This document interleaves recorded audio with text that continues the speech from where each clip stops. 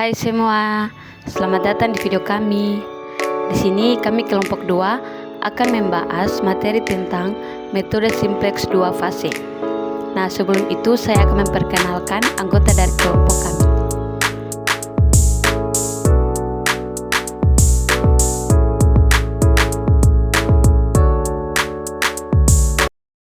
Iya, kita masuk pada pengertian metode simplex 2 fase yang dibawakan oleh Christine Songyanan. Metode simplex 2 fase, pengertiannya teknik penyelesaian program linear yang dilakukan dalam 2 tahap, yaitu tahap pertama untuk menentukan solusi visible dan tahap kedua untuk mendapatkan solusi optimal. Kita masuk pada contoh soal yang akan dibawakan oleh Sridona Okimekma. Nah, teknik 2 tahap.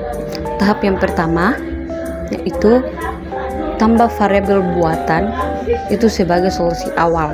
Kedua, fungsi tujuan baru yaitu minimumkan jumlah variabel buatan atau minimumkan R. Nah, yang ketiga itu jika nilai R itu sama dengan 0, itu sebagai semua variabel buatan sama dengan 0. Ke tahap kedua, jika tidak, tak ada solusi. Nah, tahap kedua ini solusi basis optimum tahap pertama, yaitu sebagai solusi awal masalah semula. Nah, kita lihat contoh. Minimumkan set sama dengan 4x1 tambah x2. Nah, dengan syarat atau dengan kendalanya 3x1 tambah x2 sama dengan 3. Kendalaan kedua, 4x1 tambah 3x2 lebih dari sama dengan 6. x1 tambah 2x2 kurang dari sama dengan 4. Dimana untuk X1 dan X2 nya itu lebih dari atau sama dengan 0. Nah, kita lihat pada tahapnya pertama itu persiapan ke simplex 2 tahapnya. Nah, di sini dari kendala tersebut kita akan mengubah menjadi persamaan baku. Jadi persamaan bakunya itu 3x1 tambah x2 ditambah r1 sama dengan 3. Nah, 4x1 tambah 3x2 kurang s1 tambah r2 sama dengan 6. x1 tambah 2x2 tambah s2 sama dengan 4. Nah, kita akan memindahkan r1 nya di ruas R1 nya tetap di ruas kiri, tapi kita akan memindahkan 3x1 tambah x2 nya di ruas sebelah kanan untuk kita mencari nilai dari R1. Dan R2 nya sama dengan R1. Jadi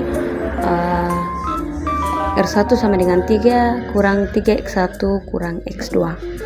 Nah, yang kedua R2 nya itu 6 kurang 4x1 kurang 3x2 tambah S1. Nah, x1 tambah 2x2 tambah S2 sama dengan 4. Dimana untuk X1, X2, R1, R2, S1, S2 itu lebih dari atau sama dengan 0.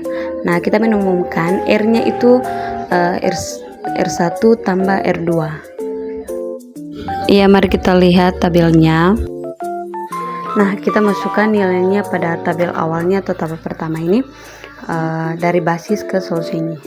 Jadi di sini kita lihat kita tentukan kolom kunci. Jadi kolom kuncinya berada di X1 karena lihat dari nilai dari positif terbesar. Jadi positif terbesar sini adalah X1. Nah, jadi jika kita mau mencari rasio, berarti kita melihat nilai dari solusi kita bagi dengan kolom kunci. Jadi 3 bagi 3 itu 1, 6 bagi 4 itu 3/2 atau 1,5, 4 bagi 1 yaitu 4. Nah, di sini kita bisa lihat rasionya yang kecil yaitu di 1 yang berada di R1. Jadi baris kuncinya itu berada di R1. Nah, kita lihat X1 dan R1 itu berpotongan di 3. Jadi 3 ini adalah elemen pivot. Nah, maka 3 ini akan mengonolkan 4, 1, dan 7. Nah, kita akan membuat satu utama dari R1 ini dari 3. Jadi R1 ini kita bagi dengan 3 karena kita mau mencari satu utama. Nah, kita lanjut pada tabel berikutnya. Teman-teman bisa lihat tabel berikutnya ini.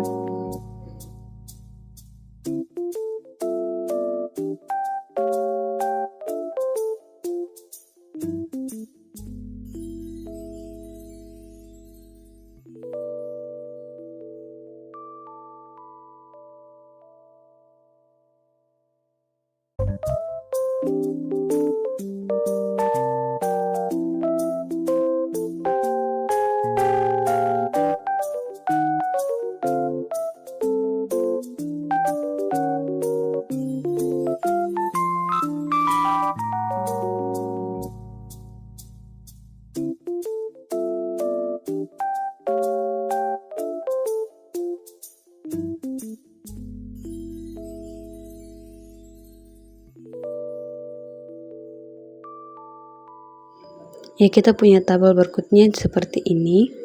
Jadi dari tabel ini kita menggantikan R1-nya dengan X1 ke dalam basis.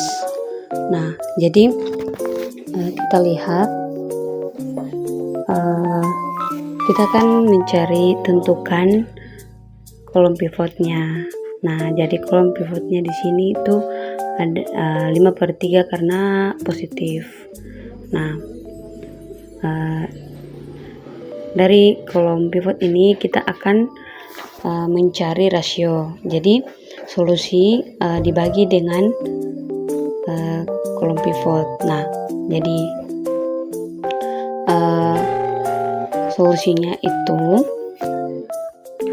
solusinya itu dibagi dengan kolom pivot. Nah, maka 1/1/3 yaitu 3. 2 dibagi 5/3 itu 6/5 atau 1,12.